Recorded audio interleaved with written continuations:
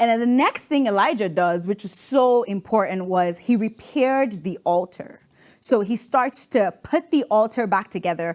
And that is spiritually significant for the fact that he starts to repair altars. We're not going to go into the definitions of things for altars, but altars just represent like the ancient landmarks. I guess that's not a worse word I have to explain. But altars represent truth. Altars represent landmarks, things that are used to guide people. Altars represent covenants.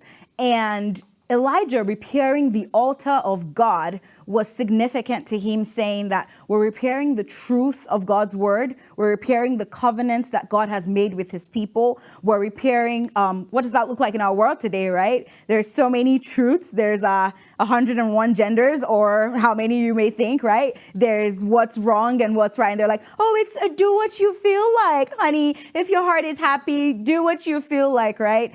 But that's not truth. There's only one way, and that's Jesus. And when revival happens, revival comes to, the Lord raises teachers. He raises men of God. He can use you, even in your school, to reinforce the truth of God's word, the truth of his word about genders, the truth of his word about abortion, right? Hard topics that nobody likes to talk about, the truth of his word about cheating. They're like, oh, it's just a test. It's okay.